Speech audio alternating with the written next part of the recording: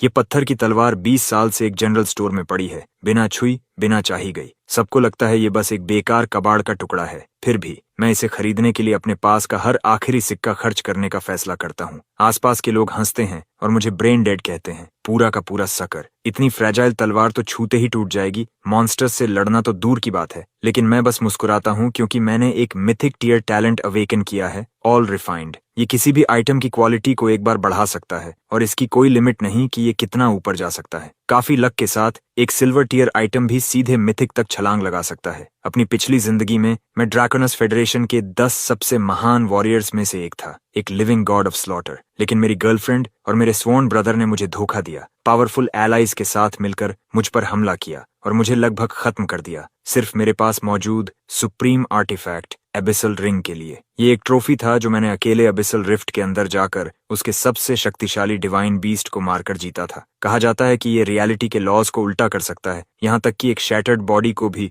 फिर से बना सकता है। मौत के किनारे पर रिग्रेट और हेट्रेड मेरे अंदर बराबर मात्रा में उभरते हैं। अगर मुझे कभी एक और जिंदगी मिली तो मैं तुम सबको चीर कर रख दूंगा। जब मैं दोबारा अपनी आंखें खोलता हूँ तो खुद को फिर से 18 साल की उम्र में पाता हूँ। अवेकनिंग सेरेमोनी के दिन मेरी इंडेक्स फिंगर पर एक पिच ब्लैक रिंग है। उस पर बने एंशिएंट डिवाइन मार्किंग्स पहले ही फीके पड़ चुके हैं। एबिसल रिंग ने सच में समय के बहाव को उलट दिया है। मैं अपने अंदर उठ रहे विचारों के तूफान को दबाता हूँ। इस दूसरी जिंदगी में मैं हर रिग्रेट को बदल दूंगा और डैनियल और एग्निया अपनी जान से इसकी कीमत चुकाएंगे। होस्ट का किलिंग इंटेंट क्रिटिकल थ्रेशोल्ड तक पहुंच गया है। God slayer class system bind हो रहा है। Binding complete. 1 initial spin awarded. Use now. अगले ही पल मेरे दिमाग में एक स्पिनिंग व्हील उभरता है जिसमें लाखों छोटे चमकते स्लॉट्स हैं। सिर्फ एक सोच के साथ मैं इसे स्पिन करने का आदेश देता हूँ। नीडल तेजी से घूमती है और आखिर में एक गोल्डन स्लॉट पर रुकती है। कंग्रेचुलेशंस होस्ट, आपने मिथिक टैलेंट प्राप्त किया है, ऑल रिफाइंड। डंजन के अंदर मिलने वाला कोई भी लूट क्वालिटी में अपग्रेड किया जा सकता है।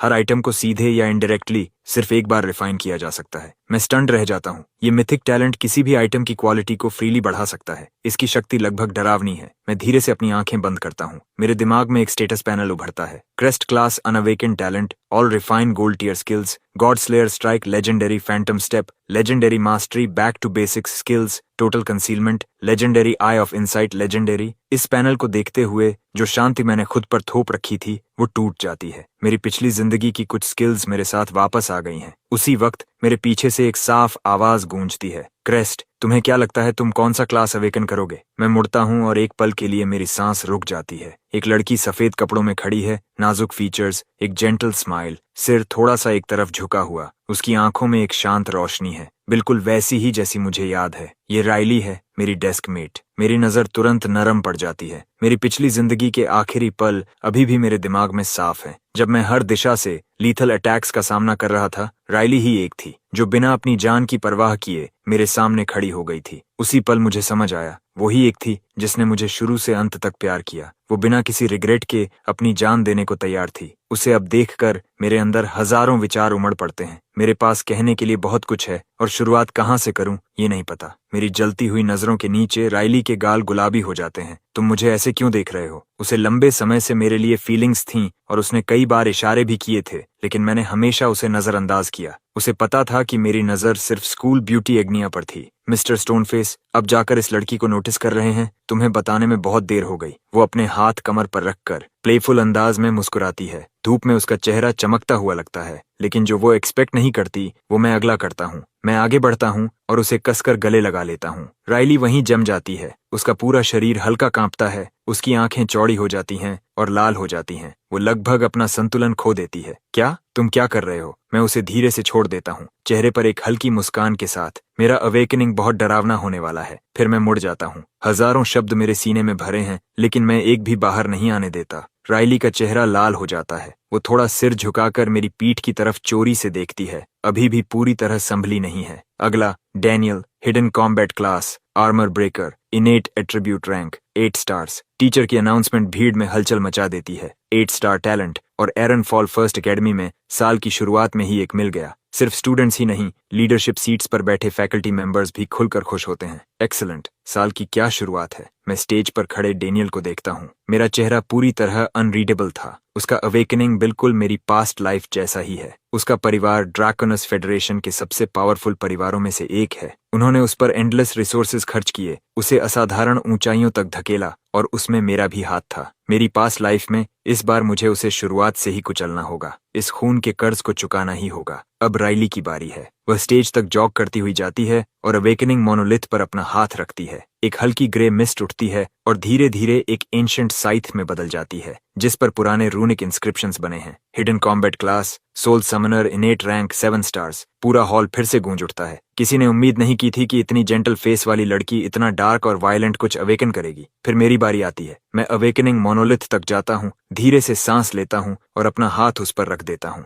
अगले ही पल दुनिया बदल जाती है। एक टेरिफाइंग एनर्जी सर्ज बाहर फूट पड़ती है जैसी पहले कभी नहीं देखी गई। हर स्टूडेंट और टीचर शॉक में आ जाता है। लीडरशिप रो में बैठे फैकल्टी मेंबर्स, 10 से ज्यादा लोग विजिबली कांपने लगते हैं। क्या ये 9 स्टार्स से ऊपर का टैलेंट हो सकता है? मैं खुद भी हैरान हूँ। मेरा ओरिजिनल स्टार्टिंग क्लास असैसिन होना चाहिए था, लेकिन जो फिनोमिनन मेरे आसपास हो रहा है वो किसी भी ऑर्डिनरी असैसिन के बस की बात नहीं। तभी सिस्टम जवाब देता है, a new class has been bound to you. हवा में भरी टेरिफाइंग एनर्जी इकट्ठा होती है और कंप्रेस होकर एक लॉन्ग सोर्ड का शेप लेने लगती है। उसकी 3 फुट ब्लेड के आसपास की स्पेस में हेयरलाइन क्रैक्स पड़ने लगते हैं। Awakening complete. Mythic class, blade saint. मेरा सिर घूमने लगता है। ये मिथिक है, लेजेंडरी से एक पूरा टियर ऊपर। इतिहास में किसी ने भी शुरुआत में मिथिक क्लास अवेकन नहीं किया। शायद मैं ही पहला हूँ। मैं तुरंत अपना passive skill total concealment activate करता हूँ और अपने ब्लेड सेंट क्लास को एक सिमिलर साउंडिंग सोर्ड चैनलर में डिस्गाइज कर देता हूँ। मैं किसी को नहीं बता सकता कि मैं असल में क्या हूँ। इससे जो ट्रबल आएगा वो वर्थ नहीं है। अवेकनिंग मोनोलिथ के आसपास का फिनोमिनन शांत हो जाता है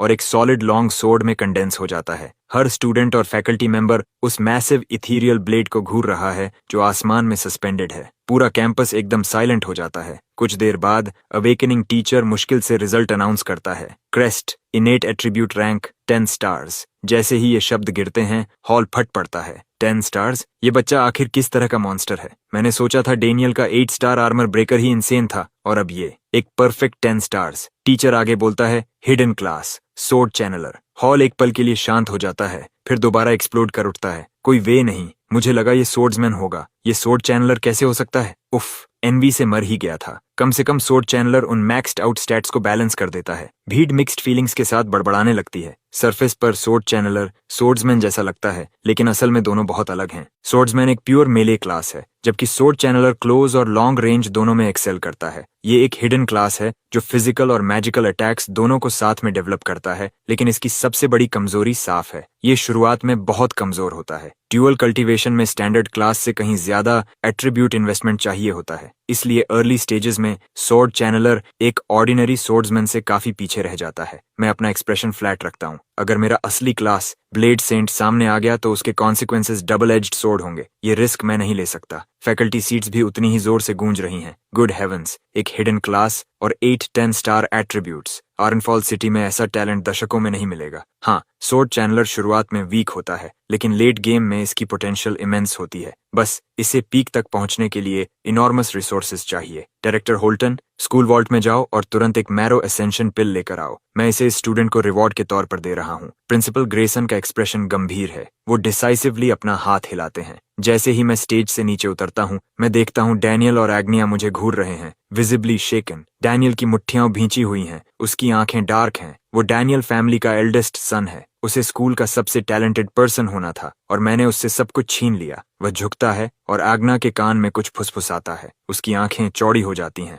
क्या तुम इस बारे में श्योर हो? रिलैक्स, तुम्हें इसे ज्यादा देर तक सहना नहीं पड़ेगा। ज्यादा से ज्यादा कुछ साल, जब तक हम उससे जितना निकाल सकते हैं निकाल लें। फिर किसी डंजन के अंदर मौका ढूंढकर उसे खत्म कर देंगे। एजी धीरे से सिर हिलाती है। उसके चेहरे पर एक ठंडी मुस्कान फैल जाती है। मैं ये सब देखता हूँ। दूरी इतनी ज्यादा है कि एक शब्द भी सुन नहीं सकता, लेकिन मुझे जरूरत भी नहीं है। मुझे पहले से सब पता है। जब उन्हें लगता है कि मैं उनकी तरफ देख रहा हूँ तो वो इसे ग्रीटिंग समझ लेते हैं। डैनियल तो मुस्कुराते हुए हाथ भी हिलाता है। हर एंगल से इनोसेंस की तस्वीर। एग्निया अपने बाल झटकती है और मुझे एक फ्लर्टेशियस विंक देती है, लेकिन अंदर से वो सिर्फ कंटेम्प्ट से भरी है।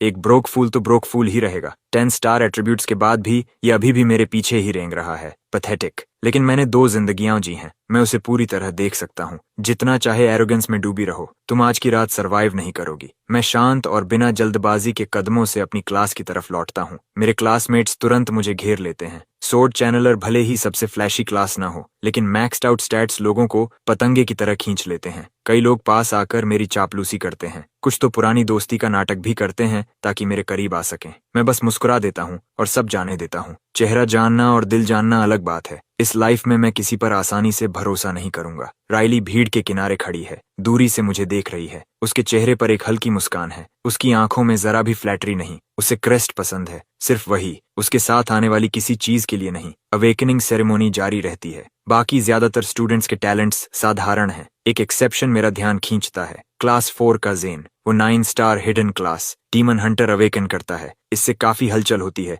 लेकिन मेरे 10 स्टार्स के सामने इवन 9 स्टार भी वैसी लहर नहीं बना पाता। मैं जेन को ध्यान से देखता हूँ, सोच में डूबा हुआ। मेरी पास्ट लाइफ में वो बिगिनर डंजन के अंदर मर गया था। अवेकनिंग सेरेमोनी खत्म होने के बाद मैं अपने डॉर्म में लौटता हूँ और अपना पर्सनल स्टेटस पैनल खोलता हूँ। Crest level 1, class blade saint, mythic tier, words only, strength 10, constitution 10, agility 10, spirit 10, luck 10, talent all refine, primal sword soul, skills god slayer strike, total concealment, phantom step, eye of insight. यही होता है 10 star full attributes का मतलब। हर stat 10 से शुरू होता है। Level 1 पर ही कुल 50 पॉइंट्स। मेरे बेस स्टैट्स पहले से ही लेवल 5 के अवेकेंट फाइटर्स के बराबर हैं। मैं अपने पैनल में एक एडिशनल टैलेंट नोटिस करता हूँ, प्राइमल सोर्ड सोल। जैसे ही मैं पढ़ता हूँ कि ये क्या करता है, मेरी सांस रुक जाती है। ये मुझे किसी भी सोर्ड स्किल को सीखने की अनुमति देता है, बिना किसी प्री रिक्विजिट के। सभी सोर्ड स्किल्स का डैमेज, स्पीड और मास्टरी ग्रोथ 300% बढ़ जाता है, और ये इफेक्ट मेरे रैंक बढ़ने के साथ और मजबूत होता जाता है।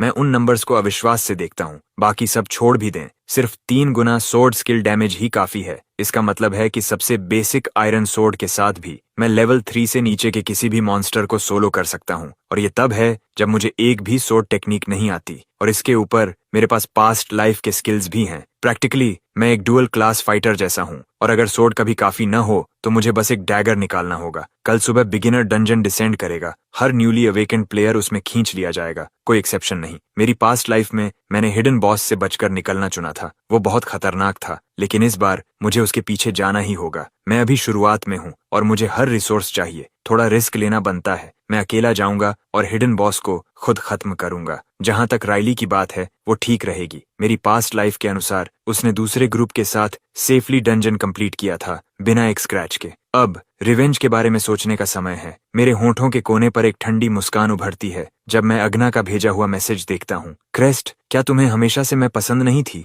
वेल, मैंने अपना मन बदल लिया है। मैं खुद से मुस्कुराता हूँ, बिल्कुल वैसे ही जैसे मेरी पास्ट लाइफ में हुआ था, शब्द शब्द। ये मैसेजेस, यही वो चीज थी जिसने उसी रात हमारे रिलेशनशिप को कंफर्म किया था। मैं तुरंत रिप्लाई टाइप करता हूँ, टुनाइट मेन बिल्डिंग की रूफटॉप, अकेले आना। मैसेज भेजने के बाद मैं कैंपस से निकलता हूँ और अपनी याददाश्त के सहारे सीधे एक वेपन शॉप की